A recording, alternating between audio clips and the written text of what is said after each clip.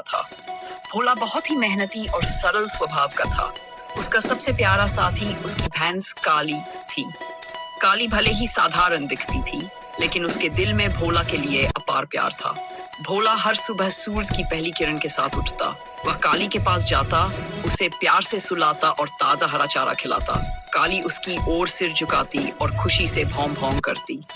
गांव के लोग अक्सर कहते, देखो भैंस और किसान की दोस्ती कितनी खास है। एक दिन गांव में सूखा पड़ गया, खेत सूखने लगे और चारा कम पड़ गया। भोला बहुत परेशान हुआ, लेकिन उसने हार नहीं मानी। उसने पास के जंगल से घास और झाड़ियों का चारा लाकर काली को खिलाया। काली भी अपने तरीके से भोला की मदद करती। जब भोला थक जाता, वह उसके पास बैठ जाती और उसकी पीठ पर हल्की हल्की नाक थपथपाती, जैसे कह रही हो, मैं हूं ना, साहस मत खो। समय बीतता गया और भोला और काली की दोस्ती और भी गहरी हो गई। एक दिन गांव में मेला लगा। बच्चों ने काली को देखकर कहा, वाह, ये भैंस तो बहुत समझदार और प्यारी है।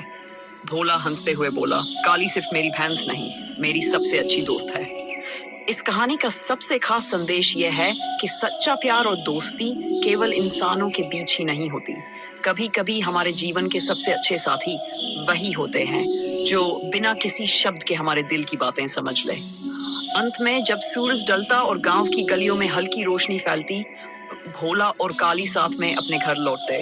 खेत में हवा के साथ झूमती घास, चिड़ियों की चहचहाहट और उनका साथ, सब कुछ मिलकर एक अनोखी खुशी और सुकून का एहसास देते। अगर आप चाहें